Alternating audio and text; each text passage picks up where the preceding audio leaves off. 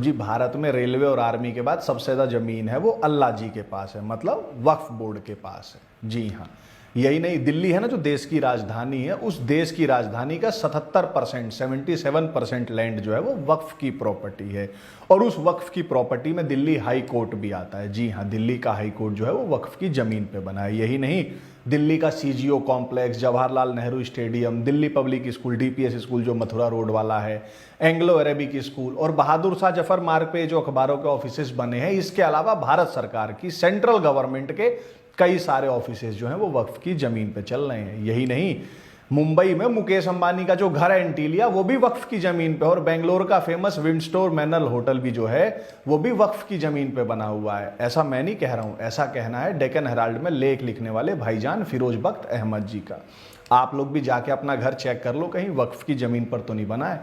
क्योंकि कल को अगर वक्फ बोर्ड वाले कह दें कि भाई आप जिस घर में रहते हो, जिस घर को आपके दादा परदादा ने बड़ी मेहनत से बनाया था, वो वक्फ की प्रॉपर्टी है, तो आपको अपना घर छोड़ना पड़ेगा। आपके पास उस ज़मीन के कागज है ना, तो उससे कुछ फर्क नहीं पड़ता। वक्फ के केस में वाकिफ जो होता है वो अपनी प्रॉपर्टी अल्लाह को ट्रांसफर कर देता है, और एक बार उस प्रॉपर्टी के ओनरशिप राइट्स अल्लाह जी के पास आ जाते हैं तो उस प्रॉपर्टी को अल्लाह से वापस नहीं लिया जा सकता। ये इस देश में कानून है, यहाँ की संसद ने ये कानून बना रखा है। क्या कह रहे हो, व्हाट नॉनसेंस। जी माय डियर फ्रेंड्स, ये हो सकता है नहीं, हो रहा है, और आपने रोकने के लिए जल्दी कुछ नहीं करा तो क्या पता कल को आपके साथ भी हो जाए। तो जी ताजा घटना है तमिलनाडु के त्रिची के पास तिरुचेंदुरई नाम के एक गांव की। उस गांव में राजगोपाल जी की जमीन है 1 एकड़ के करीब। राजगोपाल जी अपनी जमीन बेचने के लिए रजिस्ट्रार के ऑफिस गए। जब वे वहां गए तो रजिस्ट्रार ने उन्हें बताया कि जो जमीन वो बेचने आए हैं वो तो उनकी है ही नहीं। राजगोपाल जी ने कहा तुम्हारा दिमाग ठीक है। उन्होंने भाई जमीन के कागज दिखाए रजिस्ट्रार को, तो रजिस्ट्रार ने बोला कि अरे साहब तुम्हारी जमीन नहीं, तुम्हारा पूरा वो जो गांव है वो तो वक्फ बोर्ड की प्रॉपर्टी है, और ये जमीन बेचने के लिए जाओ और जाके चेन्नई वक्फ बोर्ड से एनओसी लेके आओ, तभी तुम ये जमीन बेच सकते हो। जब राजगोपाल जी ने रजिस्ट्रार से पूछा कि भाई जो जमीन उन्होंने 1992 में खरीदी थी उसे बेचने के लिए उन्हें किसी वक्फ बोर्ड से क्यों एनओसी लेने की जरूरत है, तो रजिस्ट्रार साहब ने उन्हें तमिलनाडु वक्फ बोर्ड का 250 पन्ने का लेटर दिखा दिया भैया, जिसमें यह लिखा हुआ था कि तिरुचेंदुरई गांव में कोई भी जमीन बेचने के लिए एनओसी लेना जरूरी है वक्फ बोर्ड से, क्योंकि वक्फ बोर्ड ने डीड्स डिपार्टमेंट को लेटर और डॉक्यूमेंटेशन के माध्यम से बताया है कि पूरा का पूरा गांव ही वक्फ का है, और कोई भी व्यक्ति अगर अपने नाम डीड रजिस्टर करवाने आता है तो उसे एनओसी लेना पड़ेगा, ये कानून है। राजगोपाल जी बेचारे हैरान परेशान वापस गांव आए और उन्होंने बात गांव वालों को बताई, तो गांव वाले भी सरप्राइज थे कि भाई जब सारे के सारे जरूरी कागज जमीन के गांव वालों के पास हैं तो वक्फ वाले कैसे गांव की जमीन को अपना बता रहे हैं। और मजाक देखिए आप, ये मतलब एक चुटकुला ही चल रहा है भाई। रिलीजन के बुरके में घूम रहे माफिया गैंग की कुल आयु एज ये भी 1400 साल है, और जिस पूरे गांव को ये वक्फ की प्रॉपर्टी बता रहे हैं उस गांव में भगवान चंद्रशेखर स्वामी का एक मंदिर है, देव स्थान है, जो लगभग 1500 साल पुराना है ना मैजिक। और मंदिर के पास 369 एकड़ की भूमि है गांव में और उसके आसपास। पर देखिए करिश्मा अल्लाह ताला का कि भैया 1500 साल पुराने देव स्थान को भी अल्लाह की संपत्ति में दर्ज करा लिया भाईजानों ने। इसे कहते हैं जादू। 2021 में माइनॉरिटीज वेलफेयर डिपार्टमेंट रजिस्ट्रेशन वाले डिपार्टमेंट के आईजी इंस्पेक्टर जनरल को निर्देश दे चुका है कि वक्फ की किसी भी प्रॉपर्टी को तमिलनाडु वक्फ बोर्ड द्वारा दी गई एनओसी के बाद भी किसी और के नाम रजिस्टर ना करें। तो अब बेचारे राजगोपाल अगर एनओसी ले भी आते हैं तो सरकारी आदेश अनुसार फिर भी नहीं बेच पाएंगे वो अपनी जमीन। मतलब अगर गलती से एनओसी मिल भी गया वक्फ से तो सेकुलर स्टेट ने यह मेक श्योर कर रखा है कि काफिरों की जमीन उन्हें वापस न मिल सके। कभी कभी तो मुझे यह लगता है कि सोशलिस्ट सेकुलर स्टेट एक निरोध है, कॉन्डम है, जिसका प्रयोग मुल्ला, मार्क्सिस्ट और मिशनरी हिंदू सिविलाइजेशन का रेप करने के लिए करते हैं।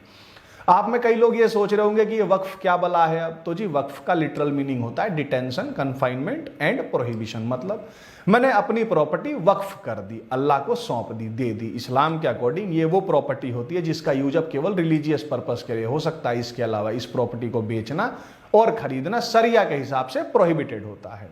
शरिया कानून के अनुसार एक बार वक्फ स्टेब्लिश हो गया और कोई प्रॉपर्टी वक्फ को दे दी गई तो अब वो हमेशा के लिए वक्फ की हो गई। इसका मतलब ये होता है सरल शब्दों में कि जो बंदा अपनी प्रॉपर्टी वक्फ करता है, ट्रांसफर करता है, तो वो ट्रांसफर अल्लाह को करता है। और अल्लाह से कोई जमीन ले ले, इस देश में है किसी की मजाल। अब भाई अल्लाह की फोटो तो ये भाईजान लोग दिखाते नहीं है, तो भाई उस प्रॉपर्टी की रखवाली कौन करेगा? हमें कैसे पता लगेगा कि भाई उस प्रॉपर्टी को अल्लाह जी ही यूज कर रहे हैं? मतलब कोई तो होना चाहिए ना वो मालिकाना हक लेने के लिए अल्लाह के बिहाफ पे। तो जी वो प्रॉपर्टी मैनेज करने के लिए मुतावली अपॉइंट किया जाता है। और भारत में वक्फ की हिस्ट्री दिल्ली सल्तनत के डेज से ही है। अंग्रेजों के टाइम पे एक बार कोर्ट में मुकदमा चला था कि भैया वक्फ को खत्म कर देना चाहिए, क्योंकि ये निहायत ही बहुत घटिया व्यवस्था है और इसमें कोई लॉजिक नहीं है इसको चलते रहने देने का। पर वक्फ खत्म हो नहीं पाया और फिर एक दिन भारत आजाद हो गया, जैसा हमें किताबों में पढ़ाते हैं। और फिर आजादी के बाद इस देश में सत्ता में आए वोट बैंक मैनेजर्स, और अपने वोट बैंक को खुश करने के लिए इन धिम्मियों ने, इन कॉकरोचेस ने वक्फ एक्ट 1995 पास कर दिया। 50 पन्नों का ये पूरा एक्ट है, जिसमें 9 चैप्टर हैं, 113 सेक्शंस हैं। आपको 40वां सेक्शन बताता हूं इसका क्या है, क्योंकि वो सेक्शन है decision if a property is Waqf property, मतलब कि कैसे डिसाइड होगा कि कोई प्रॉपर्टी वक्फ की है कि नहीं। तमिलनाडु वाले केस में भी ये रिलेटेबल है, क्योंकि वहां भी डिसाइड होना है ना कि भाई गांव वक्फ का कैसे हो गया। तो जी सबसे पहली चीज तो ये है कि वक्फ से रिलेटेड जितने भी फैसले होते हैं वो सब वक्फ बोर्ड के ट्रिब्यूनल में ही होते हैं, और वो उसी में होंगे, किसी कोर्ट में नहीं होंगे, किसी न्यायालय में नहीं होंगे। और जी अब इस ट्रिब्यूनल में कौन होगा, तो जो भी होंगे वो सब भाईजान ही लोग होंगे, कोई काफिर तो होगा नहीं। और अगर इस बोर्ड को लगता है कि भाई ये प्रॉपर्टी उनकी है तो वो इन्फॉर्मेशन इकट्ठी करेंगे, इंक्वायरी करेंगे, और इंक्वायरी के बाद इफ दे आर सेटिस्फाइड कि हाँ जी ये हमारी ही है, तो वो उसको अपना डिक्लेयर कर देंगे। और जो ये वक्फ बोर्ड ट्रिब्यूनल का जो डिसीजन होगा वो फाइनल होगा, आप उसे चैलेंज भी नहीं कर सकते। मतलब सरल शब्दों में, कल को कोई आपके घर को वक्फ घोषित कर देगा तो उसकी जांच इन्हीं का ट्रिब्यूनल करने आएगा, जिसमें सभी भाईजान होंगे, और ये रूल है उनका। और फिर अगर वो कह देंगे कि हाँ जी ये हमारी जमीन है, तो आपको अपना घर छोड़ना पड़ सकता है, क्योंकि वक्फ ट्रिब्यूनल का फैसला ही लास्ट डिसीजन होगा इसमें। आप इसके खिलाफ कोई कोर्ट वोट में नहीं जा सकते, क्योंकि कोर्ट को अथॉरिटी नहीं है वक्फ के मामले में बोलने की। क्या कह रहे हो? हमने तो यूपीएससी के लिए पढ़ा था कि आर्टिकल 12 स्टेट को डिफाइन करता है, जिसमें स्टेट के 3 पार्ट होते हैं, लेजिस्लेटिव, एग्जीक्यूटिव, जुडिशरी। यहाँ तो वक्फ बोर्ड खुद में ही पूरा स्टेट है एक पैरेलल। तो हाँ जी है, तो अब आपके पास अपना ऐसा कोई पैरेलल स्टेट नहीं है, तो इसमें वक्फ की क्या गलती?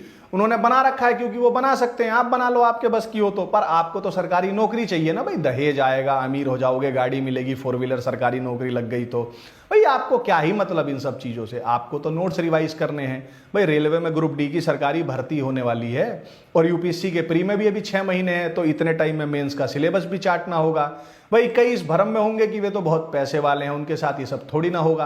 तो जी उन धन्ना सेठों को, उन पैसे वालों को बता दो, लाहौर किसी जमाने में दुनिया का सबसे पैसे वाला शहर था, परंतु जब बंटवारा हुआ ना तो सब कुछ अपना वहीं छोड़ के आना पड़ा था। खाली हाथ आए थे भारत में, कई जनों को तो अपनी बहन बेटी भी वहां छोड़ के आने पे मजबूर होना पड़ा था। और आपको बता दो लूटती सदैव कोठियां ही हैं अंत में। खैर आप लोग इस हिंदू मुस्लिम में नहीं पढ़ेंगे, क्योंकि जब तक किसी दिन आपका डॉक्टर नारंग और आपकी फैमिली की किसी लड़की का निकिता तोमर या अंकिता सिंह नहीं हो जाता, मैं जानता हूं, ठीक है यार मत पढ़ो, क्योंकि मैं कर क्या सकता हूं, बता ही तो सकता हूं, क्योंकि prevention is better than cure हिंदुओं के समझ में कहाँ आता है। जाओ आप तो अपने बिजनेस पे जाओ, नोट गिनो, नोट जमा करके रखो, और बाकी जो जवान लड़के हैं भैया तुम सरकारी नौकरी की तैयारी करो। भाईजान ओला उबर लेकर रिसीव करने आता ही होगा, तुम्हें यूपीएससी की कोचिंग तक छोड़ देगा। जय श्री राम।